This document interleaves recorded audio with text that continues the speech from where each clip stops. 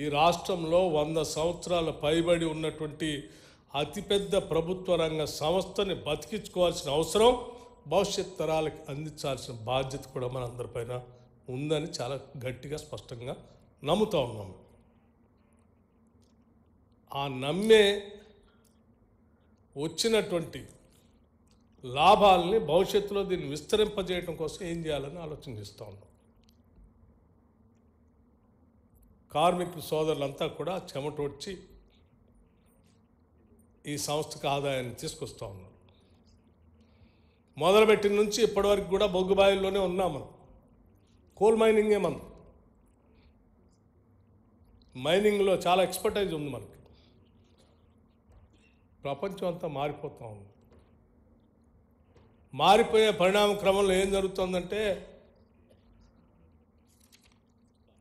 Thermal power ప్రాజెక్ట్స్ని లేకపోతే బొగ్గు utilisation తగ్గించాలి, కార్బన్ ఫ్రీ వరల్డ్గా మార్చాలని ఆలోచన చేస్తుంది ప్రపంచం అంతా. ఉన్న బొగ్గు బాయిలేమో అంతరించిపోతూ ఉన్నాయి. ఒకవేళ ఉంటే కూడా ఈ బొగ్గు ద్వారా వచ్చేటువంటి పరిశ్రమల్ని ప్రోత్సహించొద్దని చెప్పి ప్రపంచం అంతా ఆలోచన చేస్తూ ఉంది. మరి ఆ దిశలో పోతూ ఉంటే మనం ఇక్కడే ఆగిపోతే బొగ్గు బాయిలనే దాదాపు 40,000 మంది కార్మికులు పనిచేస్తూ ఉన్నారు ఇందులో. ఇంకొక 20-25,000 మంది అవుట్సోర్సింగ్ కాంట్రాక్ట్ పేరు మీద పనిచేస్తూ ఉన్నారు. 85 అంటే దాదాపు నియరింగ్ అబౌట్ మనం ఇంకా పెంచుకుంటూ పోతే 1,00,000 దాకా కార్మికులు పెరిగే అవకాశం ఉంది.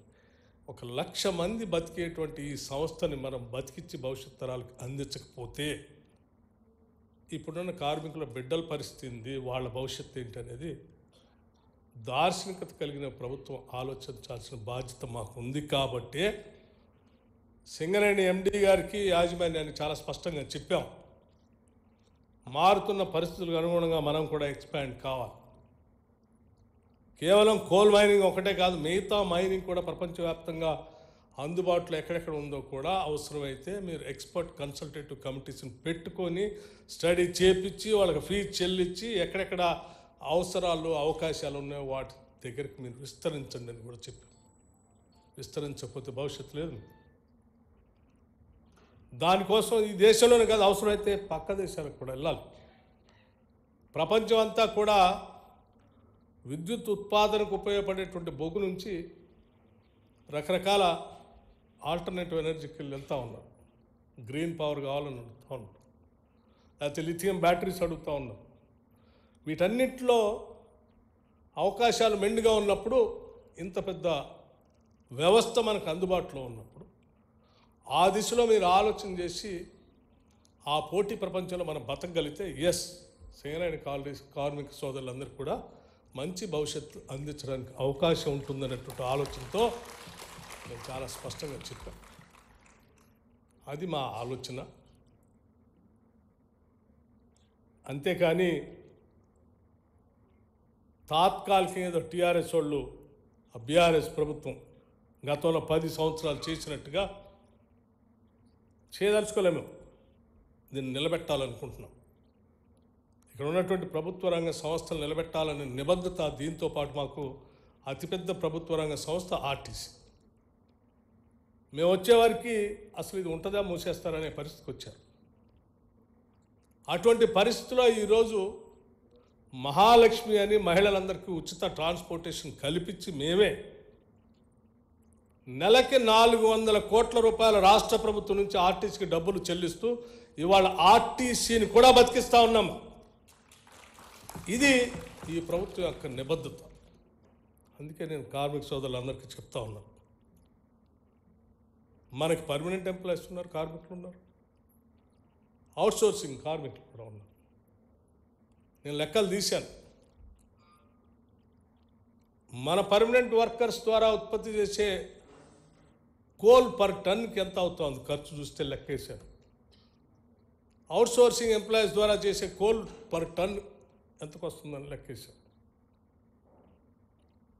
ఉదాహరణ నేను చెప్తా ఉన్నాను, మీరు మిమ్మల్ని మీకు కూడా తెలియాలి కాబట్టి. ఇది ఎందుకంటే ఇది మీదే, మేమెవరో ఇందులో ఇక్కడ శాశ్వతం కాదు. కానీ మీరు మాత్రం శాశ్వతం. ఈ సంస్థ మీది, ఈ ఆస్తి మీదే. మిమ్మల్ని నిలబెట్టి ముందుకు తీసుకుపోవాల్సిన బాధ్యత మాత్రం మాది. గైడ్ చేయటం వరకే మా పని, అంతిమంగానే మీదే.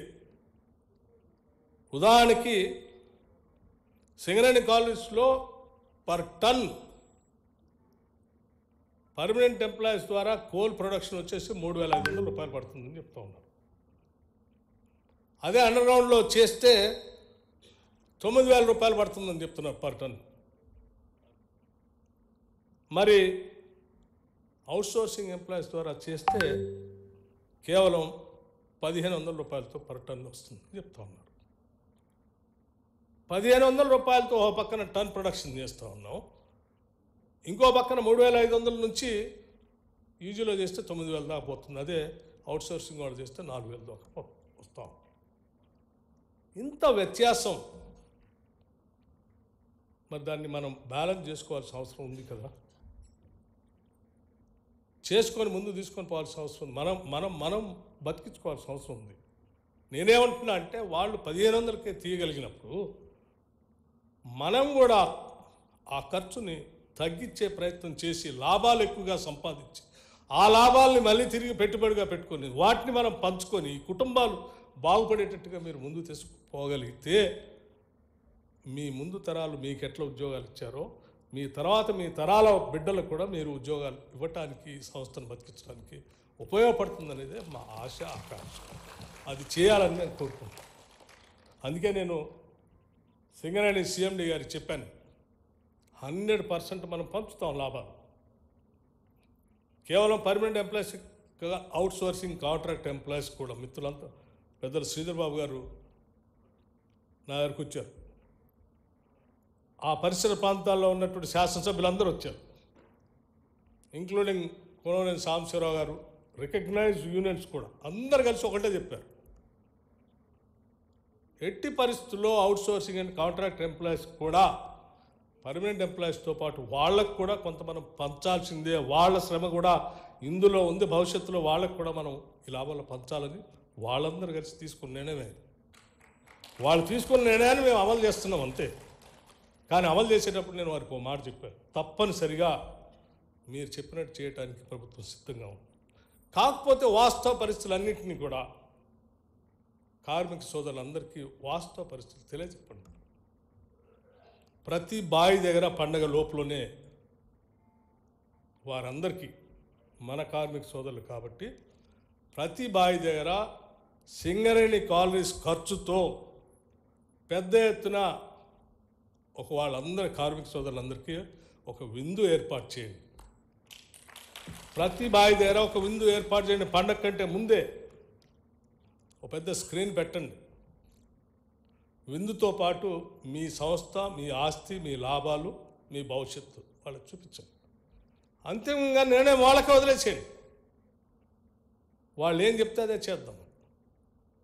కానీ తప్పనిసరిగా మాత్రం వాళ్ళకు వాస్తవ పరిస్థితులు మాత్రం చెప్పాల్సిన బాధ్యత మాత్రం మనందరిది అని చెప్పి వారిని నేను చాలా స్పష్టంగా చెప్పాను. వారికి నేను సింగరేణి సిఎండి గారికి ఇప్పుడు కూడా చెప్తా ఉన్నాను, 12వ తారీఖు అనుకుంటా పండగ, 11వ తారీఖు నాడు ప్రతి బావి దగ్గర మీరు కార్మిక సోదరులందరికీ పెద్ద ఎత్తున విందు ఏర్పాటు చేయాల్సిందే. ఖర్చు సింగరేణి కాలనీకి అందరికీ విందు ఏర్పాటు చేయండి. శాసనసభ్యులందరినీ పిలవండి. స్థానికంగా ఉన్నటువంటి